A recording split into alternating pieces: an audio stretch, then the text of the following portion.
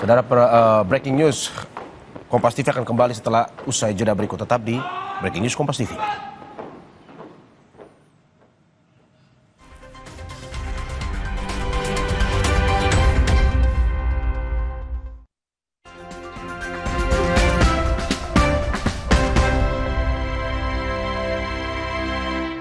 Aku Viva, hadiah miliaran.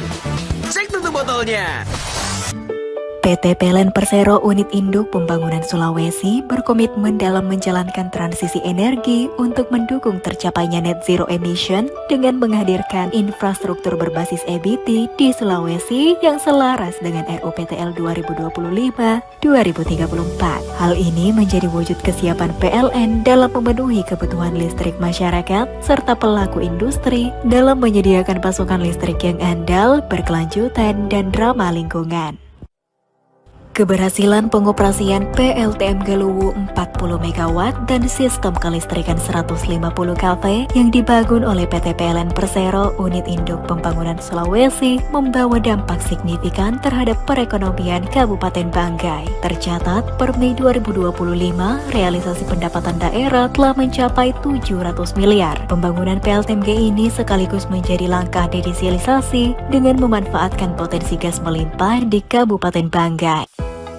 PT PLN Persero Unit Induk Pembangunan Sulawesi dukung perekonomian UMK lokal dengan memberikan bantuan kepada kelompok tani Kopsi Batui di Kabupaten Banggai berupa alat pendukung proses produksi kopi yang mampu meningkatkan kualitas dan kuantitas kopi serta hak pengelolaan kebun kopi di bawah jaringan transmisi 150 kV dan di sekitar proyek pembangunan PLTM Galuwu 40 MW. Bantuan ini menjadi contoh nyata kepedulian PLN untuk rakyat. PT PLN Persero Unit Induk Pembangunan Sulawesi membuka pintu bagi media untuk berkunjung ke PLTM Galuwu 40 MW yang berlokasi di Kabupaten Banggai, Sulawesi Tengah sebagai bentuk keterbukaan PLN untuk rakyat dalam perkembangan operasional PLTM Galuwu yang menggunakan teknologi mesin Rolls-Royce dengan konfigurasi 5x8 MW. Infrastruktur yang dibangun untuk menggantikan PLTD yang merupakan upaya dari PLN dalam mendukung swasembada energi.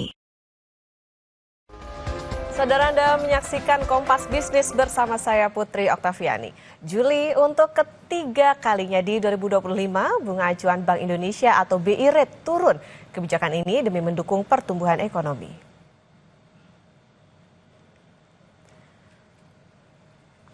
Rapat Dewan Gubernur atau RDG Bank Indonesia pada 15 hingga 16 Juli 2025 memutuskan BI Rate turun 25 basis poin menjadi 5,25%. Suku bunga deposit facility juga turun 25 basis poin menjadi 4,5% dan suku bunga lending facility sebesar 6%. Keputusan ini, saudara, konsisten dengan makin rendahnya perakiraan inflasi tahun 2025 dan 2026 dalam sasaran 2,5 plus minus 1%, terjaganya stabilitas nilai tukar rupiah sesuai dengan fundamentalnya serta perlunya terus mendorong pertumbuhan ekonomi.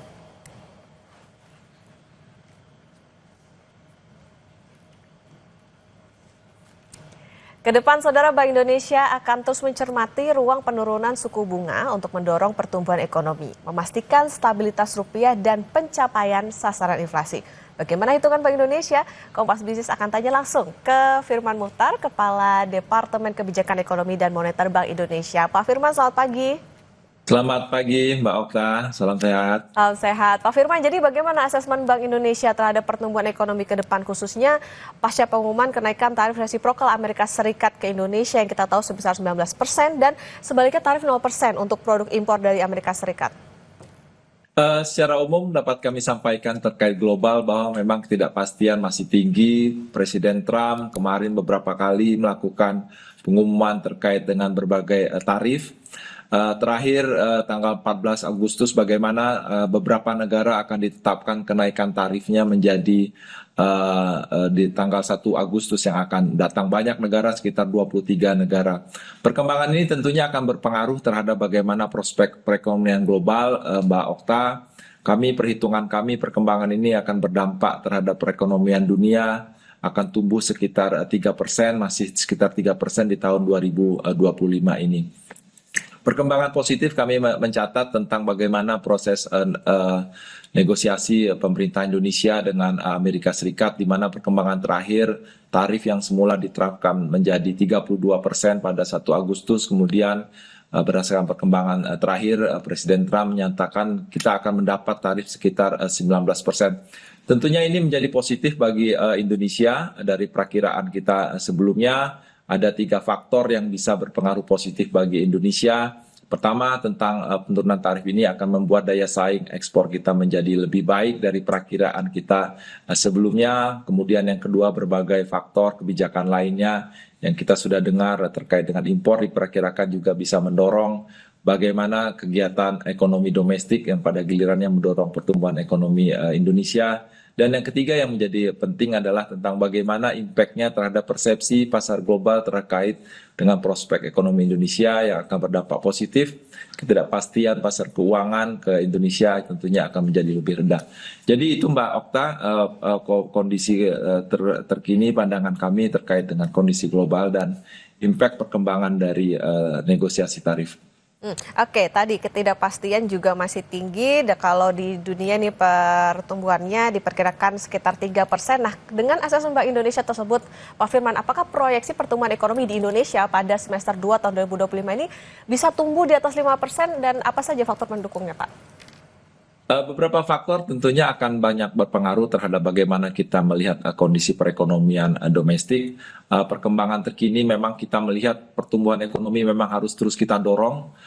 Sehingga berbagai hal kami melihat di semester kedua, setidaknya 3 faktor yang bisa berpengaruh terhadap bagaimana prospek perekonomian kita ke depan.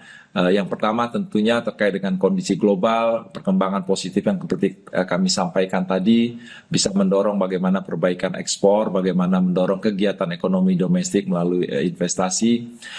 Yang kedua adalah bagaimana di semester kedua ini biasanya akan terjadi peningkatan ekspansi stimulus fiskal yang lebih besar dari semester pertama. Tentunya kegiatan-kegiatan ini akan mendorong pengeluaran pemerintah yang akan berlanjut kegiatan ekonomi domestik lainnya, investasi dan juga konsumsi. Dan yang terakhir, bagaimana respon dari kebijakan Bank Indonesia dalam semester pertama ini. Kita terus melakukan pelonggaran kebijakan moneter melalui suku bunga, melalui pendekatan likuiditas, melalui kebijakan makroprudensial. Tentunya ini akan mendorong pertumbuhan ekonomi kita di semester kedua. Hitungan kami Mbak Okta, untuk tahun 2025 ini pertumbuhan ekonomi kita dengan perbaikan yang lebih baik di semester kedua, kita perkirakan ekonomi dalam kisaran 4,6 hingga 5,4%. Oke, 4,6 sampai 5,4% ini tentu optimisme dari Bank Indonesia dan tentu kita harapkan dengan tadi salah satunya ada penguatan ekonomi di domestik. Pak Firman, tren nilai tukar juga menguat pada Juni 2025 ini. Apa yang menyebabkan penguatan nilai tukar rupiah tersebut, Pak? Gimana proyeksi BI terhadap besaran nilai tukar rupiah hingga penghujung 2025? Beberapa perkembangan positif setidaknya dari global, tadi saya sampaikan bahwa ketidakpastian memang masih cukup tinggi, termasuk dari bagaimana prospek Amerika Serikat itu sendiri. Ketidakpastian tarif ini membuat bagaimana pelaku pasar di pasar keuangan global, investor global mulai berpikir bagaimana menciptakan, menempatkan aset yang lebih optimal. Itu satu sisi. Sisi lain, ada prospek defisit fiskal Amerika Serikat ini masih akan cukup tinggi. Dari awalnya lebih rendah 5, kemudian meningkat menjadi 3, kemarin hitungan kembali menjadi sekitar 6,4% dari PDB. Ini menimbulkan kekhawatiran dari pelaku investor global. Yang pada giliran terjadi pergeseran penempatan dana dari Amerika Serikat ke berbagai negara maju, termasuk Eropa yang sudah mulai meningkat. Dan perkembangan dalam 2 bulan terakhir ini, aliran modal juga sudah berkembang, mengalir kepada negara berkembang, termasuk Indonesia. Inilah yang membuat bagaimana penempatan dana ke negara berkembang, termasuk Indonesia ini, yang mendorong kurs kita mulai dalam tren menguat. Perkembangan terakhir tren kurs bergerak pada kisaran 16.200 sampai 16.300. Ke depan kami melihat bahwa dengan prospek perekonomian kita yang tetap baik, dengan inflasi yang semakin terjaga rendah, dan juga bagaimana aliran modal tadi saya sampaikan dari global, kami perkirakan kurs ke depan masih akan tetap stabil dengan kecenderungan menguat, dan ini positif untuk mendorong prospek perekonomian domestik tentunya. Oke, ini kursnya diperkirakan masih cenderung stabil, bahkan juga menguat. Ini tentu dengan prinsip kehati-hatian yang diterapkan oleh Bank Indonesia. Pak Firman, nanti kita lanjutkan kembali dan saudara tetap bersama kami di Kompas Bisnis.